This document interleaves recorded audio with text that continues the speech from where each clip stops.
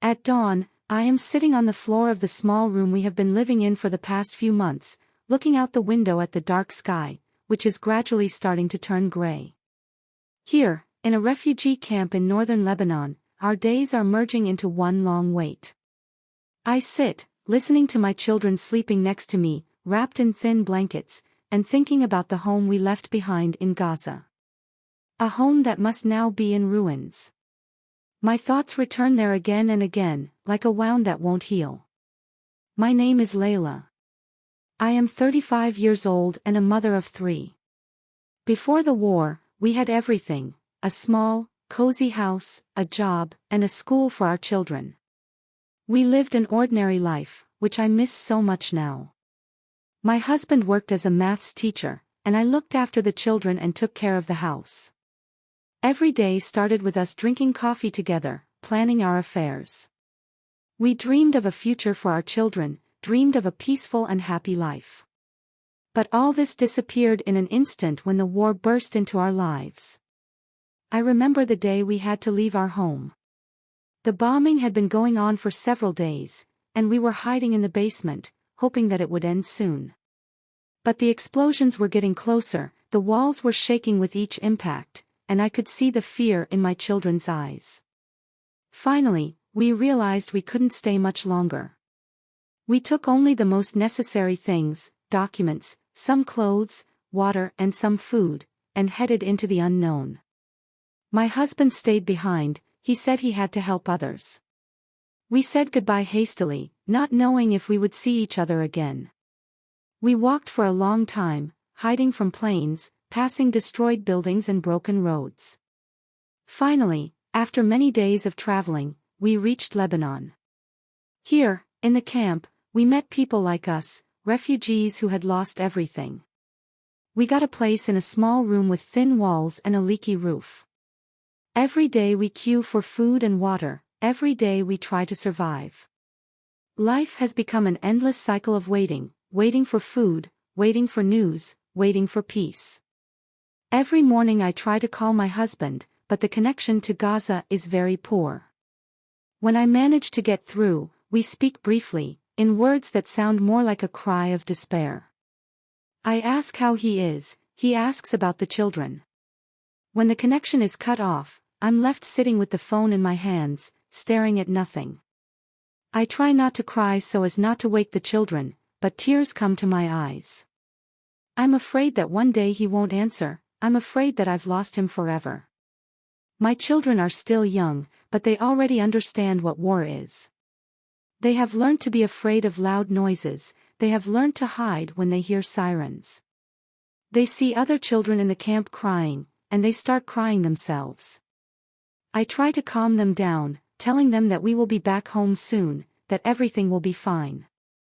But every time I say it, I feel the lies sticking in my throat and I can't breathe. I know that our home is destroyed, I know that our old life is not coming back. But I cannot tell them the truth, I cannot take away their last hope.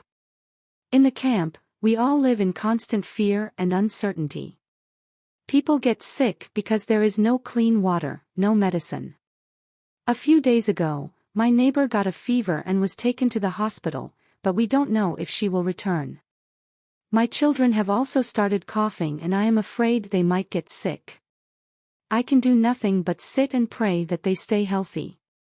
Sometimes I think that our world is shrinking to the size of this room, that we will never get out of here. I look at my children and think about what the future holds for them. They deserve a better life, they deserve happiness.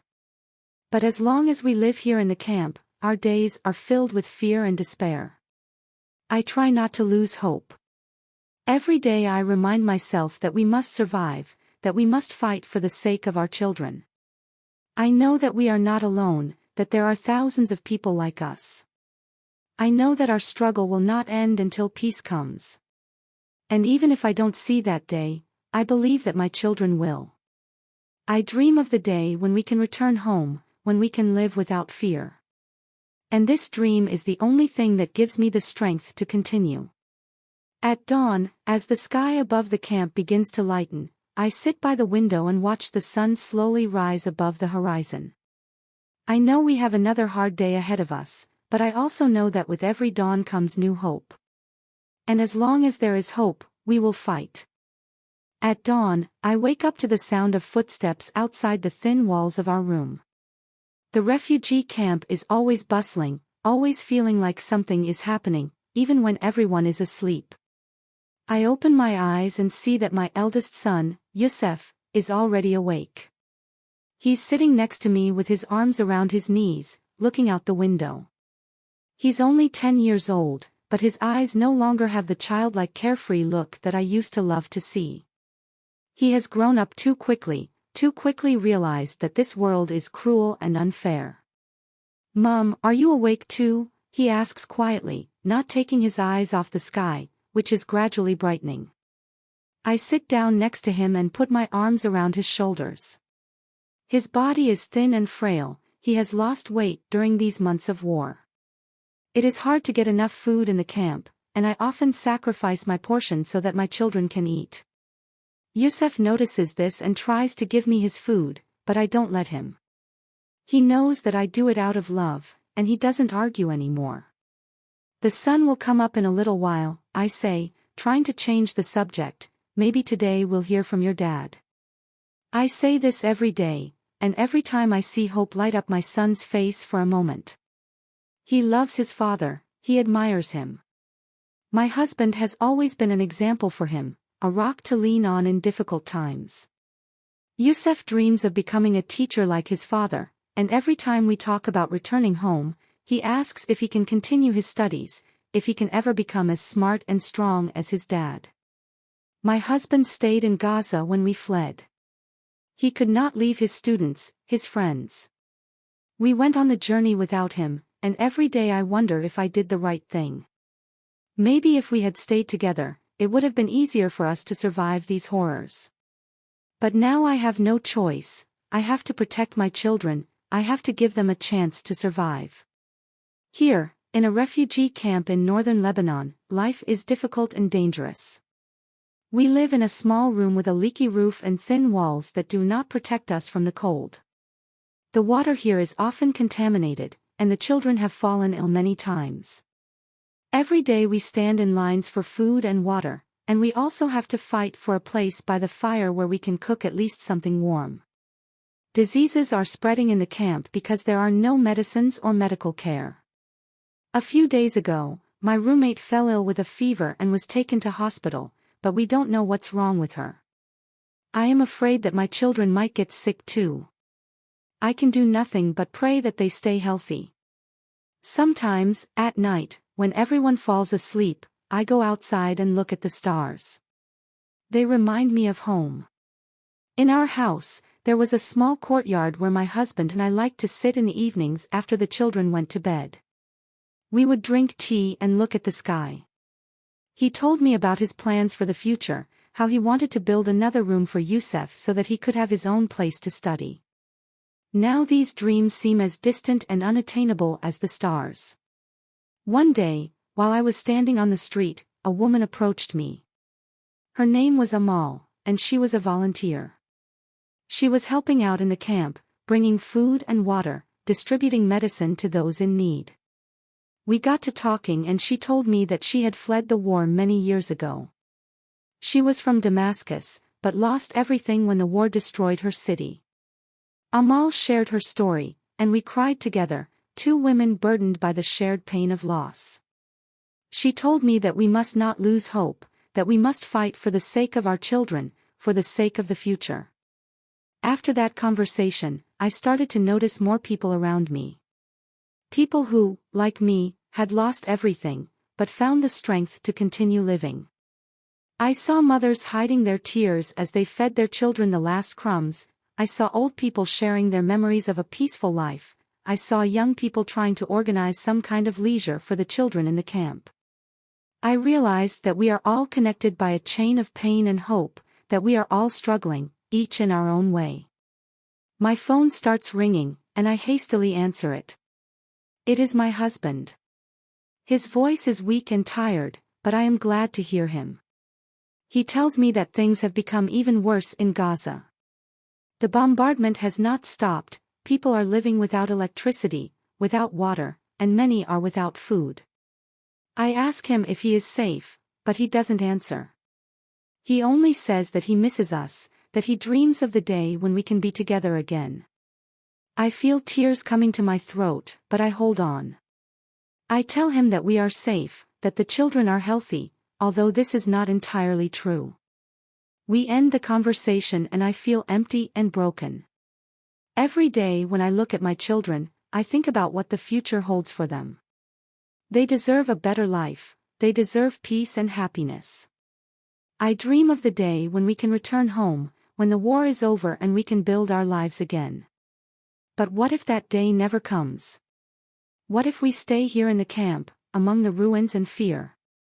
My children see my anxiety, and Youssef, as the oldest, tries to support me. He hugs me and tells me that everything will be fine, that he will take care of us. His words make me cry even more, because he is too young to carry such a burden. He deserves a childhood, not a life of fear and responsibility. Every night, when the children go to sleep, I write letters to my husband. In them, I tell him about our days, how much we miss him, how the children draw pictures of us all together. I don't know if these letters will ever reach him, but writing them is my only consolation. I keep them in a small box under my bed, like a treasure that he will be able to read one day. At dawn, I sit by the window and look at the sky. A new day brings new hope, but also new challenges. I know that life in the camp will not get easier, I know that the war will not end tomorrow.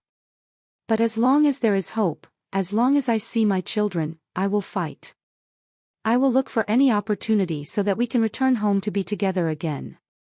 We lost everything, but we haven't lost each other yet. And as long as we are together, as long as we are alive, we can change our future. I promise myself that I will not give up, that I will do everything possible so that our children can taste peace again. My thoughts are interrupted by a noise outside the door. There's another commotion. Someone is raising their voice, and I can hear people moving hurriedly down the corridor. I open the door and see my neighbor, an old woman named Fatima, standing there screaming and waving her arms, her eyes full of fear. What happened? I ask, approaching her. They're here, she whispers, clutching my hand, the military. They say they are going to check the camp. My heart clenches with fear. Inspections are always bad. They can take men away, take documents, conduct searches. This means that today our children will be afraid again. I look at Fatima, she is shaking like a leaf. Her son has been in prison for several months now, and she is afraid that she might be taken away too. We have to stay calm, I say, although I can barely contain my panic. Let's go to the children. Everything will be fine. I take Fatima's hand and we go back to our room together. The children are already awake, sitting on the mattress and looking at me with eyes full of questions. I try to smile, even though my heart is pounding in my chest. I have to be strong for them, I have to show them that I am not afraid of anything. It's okay, I say, sitting down next to the children, we're just going to sit quietly in the room today, okay? Play quiet games. Youssef nods, although I can see that he doesn't believe me. He knows something is wrong. My eldest son has always been smart, always sensed when danger was looming. His eyes are filled with care, and I see him hugging his younger brothers and sister, trying to be their protector, like his dad. Time passes slowly, like water in the sand. We sit in the room, listening to the sounds outside, which seem louder than usual. Every noise, every scream, makes us flinch.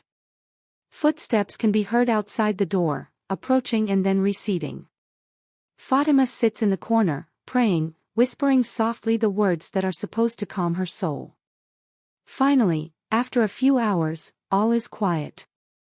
I open the door and look out into the corridor. There is no one there anymore. The soldiers have left, leaving only fear behind. Other neighbors start coming out of their rooms, exchanging frightened glances. Today was another reminder that we live on the edge, that our security is only an illusion.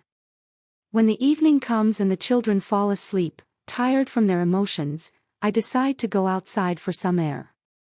The night air is cool, and I breathe it in, trying to clear my mind. But instead of feeling relieved, I suddenly hear a soft cry. I look around and see Amal, the same female volunteer who once supported me, sitting on the ground with her hands on her head, sobbing softly.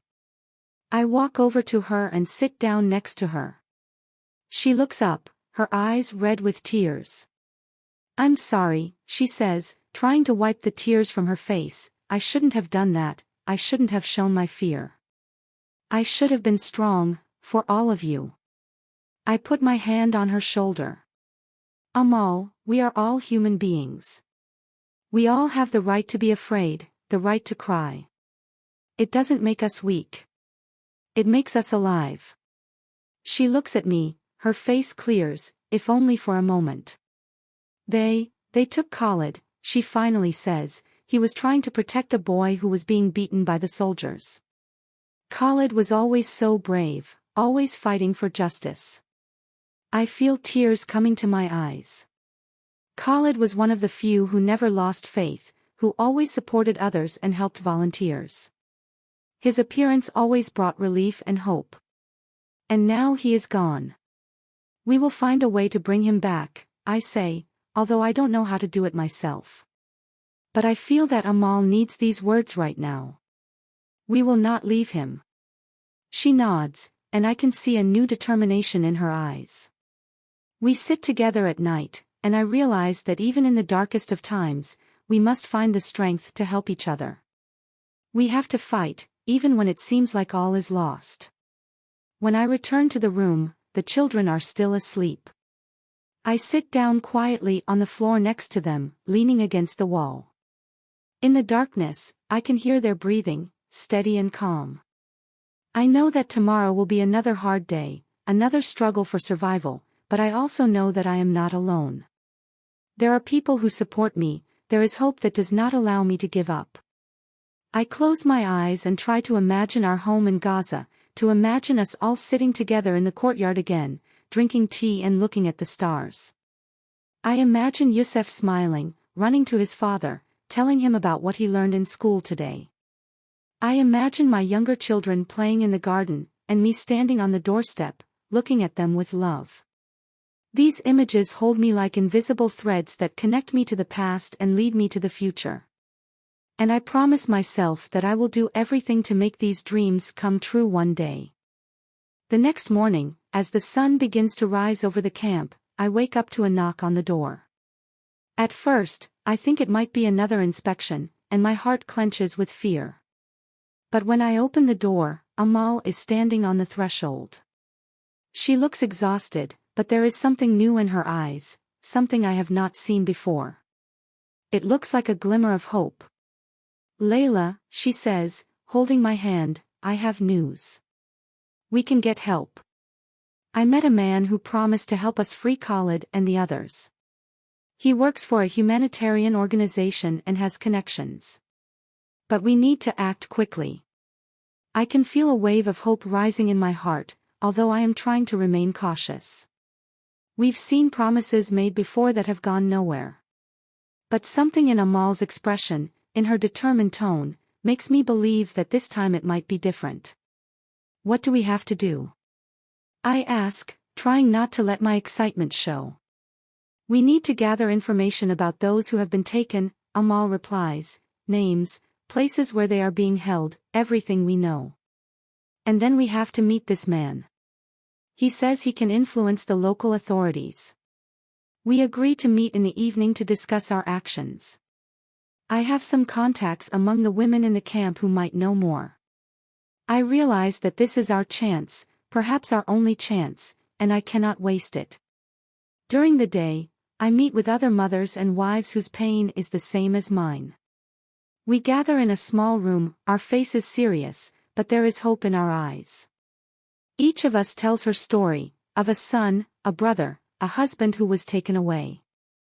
We write down names, details, anything that might be useful. I can feel our common resolve growing stronger by the minute. In the evening, when the children fall asleep, I go to a mall.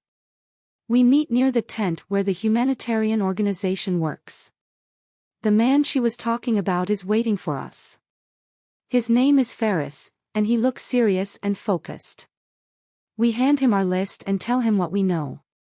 He listens carefully, nods. "It's dangerous," he says, "but we'll try. It will take time to get in touch with the right people. I can't guarantee success, but we'll do our best." His words sound like a promise. When we say goodbye, Amal hugs me and I feel the warmth of her arms.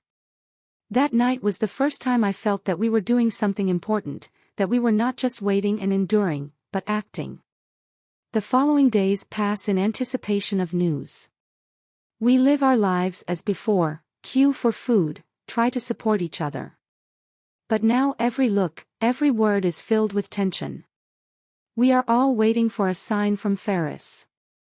A few days later, when I am sitting at the entrance to our room, talking to my neighbor, Amal comes over.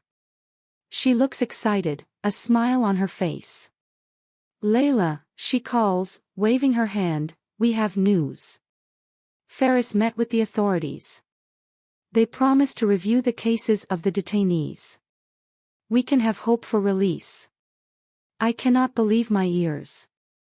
Words are running through my head, but I can't say them. Instead, I just hug Amal, feeling tears rolling down my cheeks. This is the first glimmer of hope in a long time. Although we don't know yet if our loved ones will be released, the news gives us faith. Over the next few weeks, we live in anticipation of further news. Every day we receive small updates from Ferris that keep us hopeful. Amal and I start working with other women in the camp, organizing meetings to support each other and discuss plans for the future. We realize that our strength is in unity, that we can do more together. One evening, when the children and I are getting ready for bed, Fatima comes to our room. She is holding a piece of paper, her hands are shaking. She hands it to me, and I see that it is a list of names. Among them is Khalid's name. I read on and see even more names of those who were taken away. They are all scheduled for release. My heart leapt with joy. I feel tears of happiness flowing down my cheeks. I look up at Fatima and see that she is also crying, smiling. This is our first real victory. We have achieved what we set out to do. The news of the liberation spreads quickly through the camp. People are coming out of their rooms, hugging and thanking each other.